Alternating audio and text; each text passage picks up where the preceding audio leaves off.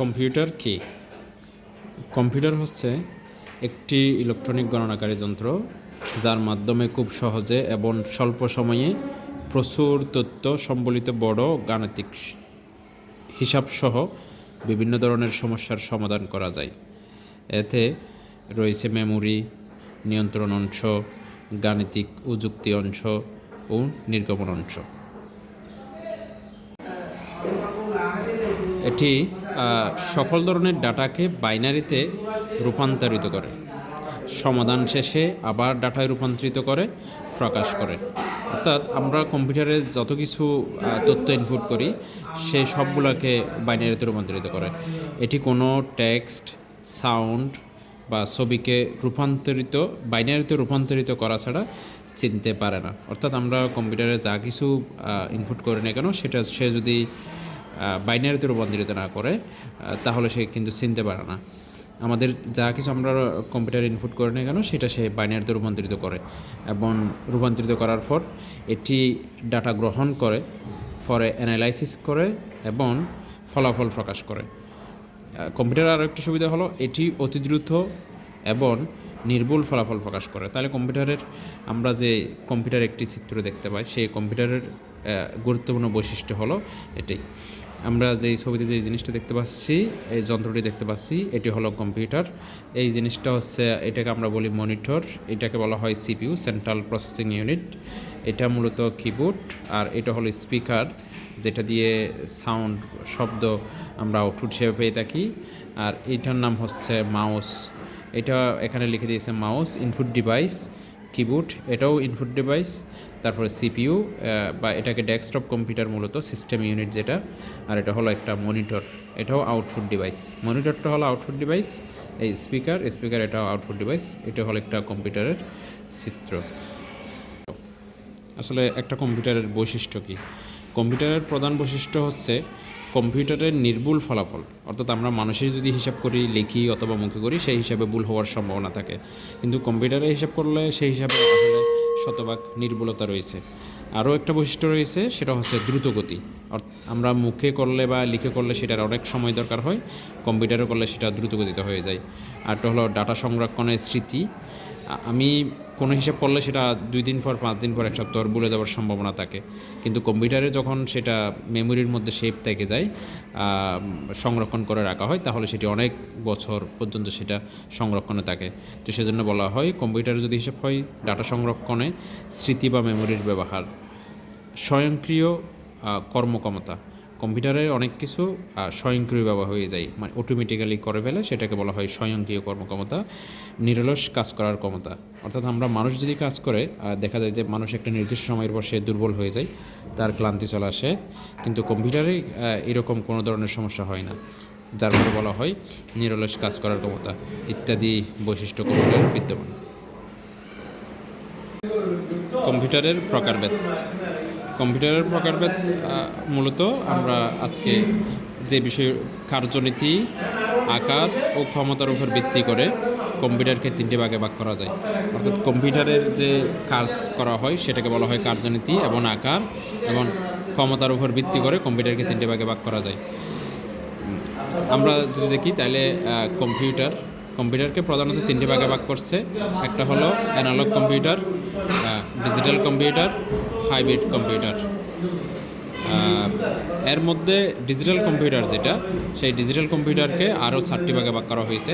একটা হলো micro computer, mini computer, mini frame computer, super computer. এরপর যেটা মাইক্রো কম্পিউটার রয়েছে, সেই মাইক্রো কম্পিউটারকে আরও কয়েকটি ভাগ করা হয়েছে, আরও 4 ভাগে ভাগ করা হয়েছে। সেটা হলো, 1 নম্বর হলো desktop computer, laptop computer, flashtop computer, notebook computer. এগুলো হলো কম্পিউটারের প্রকারভেদ। Analogue computer.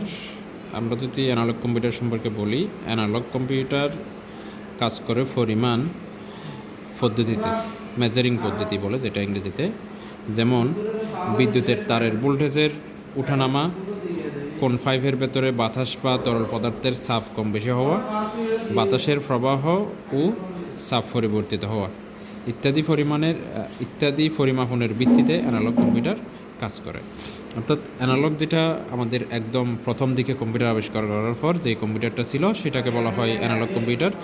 এই কম্পিউটার দিয়ে তেমন কিছু কাজ করা হয় না, এটা অল্প কিছু কাজ করা হয়, যেমন এটা দিয়ে বিদ্যুতের ভোল্টেজের ওঠানামা, তারপর হলো কোনো পাইপের ভিতর দিয়ে তরল পদার্থ বা বাতাসের চাপ কেমন হবে, সেই বাতাসের প্রবাহ বা চাপের পরিবর্তিত হওয়া ইত্যাদি পরিমাপ করা হয়ে থাকে মূলত অ্যানালগ কম্পিউটারের মাধ্যমে। ডিজিটাল কম্পিউটার, আমরা যদি দেখি ডিজিটাল কম্পিউটার কাজ করে প্রতীকী সংখ্যার সাহায্যে, আমরা যেটা ইনস্ট্রাকশনের মাধ্যমে, অর্থাৎ ডিজিটাল কম্পিউটার কাজ করে প্রতীকী সংখ্যার সাহায্যে ইনস্ট্রাকশনের মাধ্যমে। বাইনারি কোড অর্থাৎ ভোল্টেজের উপস্থিতি শনাক্ত করে এর মাধ্যমে কাজ করে। কাজের ক্ষমতা এবং আকারের ভিত্তিতে ডিজিটাল কম্পিউটার প্রধানত চার ভাগে বিভক্ত, যেমন mini computer, micro computer, mainframe computer ও সুপার কম্পিউটার। ডিজিটাল কম্পিউটারটা হলো মূলত আমরা যেটা সচরাচর যে কম্পিউটারগুলো ব্যবহার করছি এটাকে বলা হয়ে থাকে ডিজিটাল কম্পিউটার। এই ডিজিটাল কম্পিউটার 4টি ভাগে কাজ করে, মানে কম্পিউটার মূলত কাজ করা হলো বাইনারির মাধ্যমে। আমাদের যে বিদ্যুতের ভোল্টেজের এটাকে বাইনারিতে রূপান্তরিত করে, যার ফলে এই কাজটা হয়। মাইক্রো কম্পিউটার যেটা ইংলিশে দেওয়া আছে দেখো, মাইক্রো কম্পিউটার হচ্ছে ছোট আকারের কম্পিউটার। অর্থাৎ আমরা যে ছোটোখাটো কম্পিউটারগুলো বর্তমানে সাইজের ছোট, বিশেষ করে এগুলোকে বলা হয়ে থাকে মাইক্রো কম্পিউটার। একজন ব্যক্তি একটিমাত্র কম্পিউটার ব্যবহার করে থাকেন। অফিস আদালত, ব্যবসায়ী প্রতিষ্ঠান, শিক্ষা প্রতিষ্ঠান, ব্যক্তিগত প্রয়োজন ইত্যাদি সব ধরনের কাজে মাইক্রো কম্পিউটার ব্যবহৃত হচ্ছে। অর্থাৎ আমরা দৈনন্দিন জীবনে যে কম্পিউটার ব্যবহার করছি এগুলাকে মাইক্রো কম্পিউটার বা পার্সোনাল কম্পিউটার পিসি বা বিজনেস কম্পিউটার বিসি বলা হয়। আমরা বর্তমানে যে কম্পিউটারগুলো ব্যবহার করছি এগুলা সবগুলোই মূলত মাইক্রো কম্পিউটার। অর্থাৎ আমরা এই যে পার্সোনালি যেটা ব্যবহার করি সেটাকে পিসি বলে, আর ব্যবসার কাজে যেটা ব্যবহার করি সেটাকে বিসি বলা হয়ে থাকে।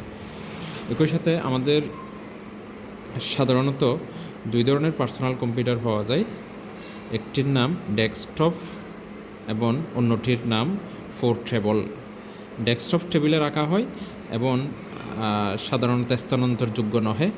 যদি কয়েকটি ডেস্কটপ কম্পিউটার দিয়ে একটি নেটওয়ার্ক তৈরি করা হয় তবে প্রধান কম্পিউটারকে সার্ভার বা ডোমেইন বলে এবং অন্যগুলিকে ওয়ার্ক স্টেশন বলে।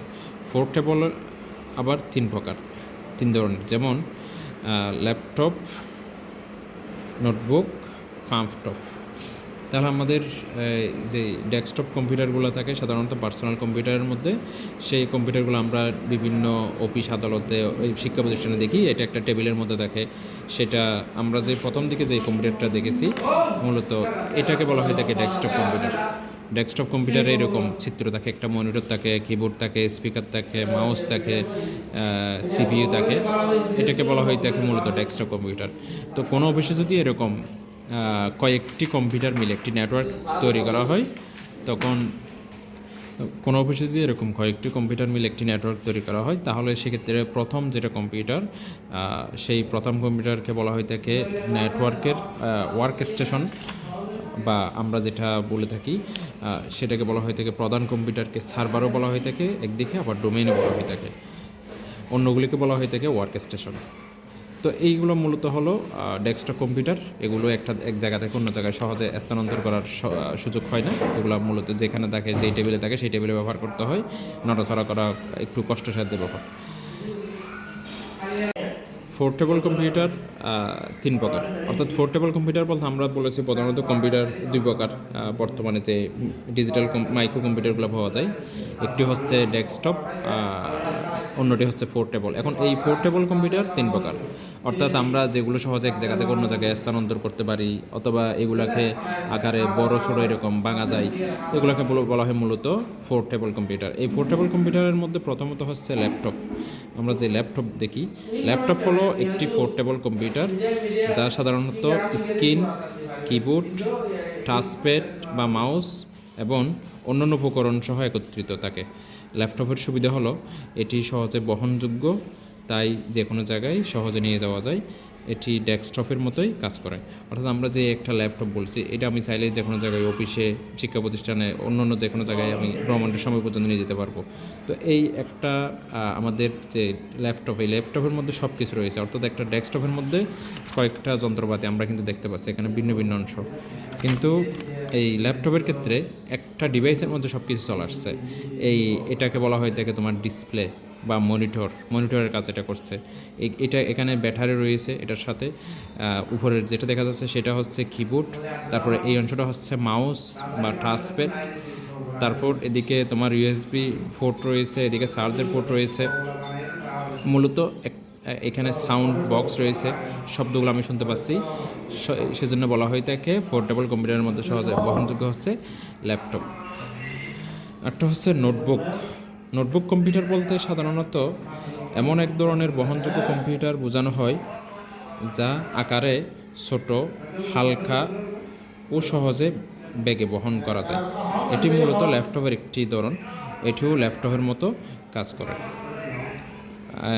অন্যটি হচ্ছে ফ্ল্যাপটপ কম্পিউটার।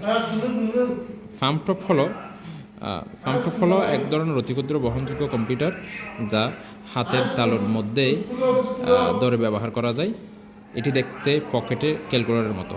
তাহলে এটি হচ্ছে মূলত আধুনিক কম্পিউটারের মধ্যে কয়েকটি।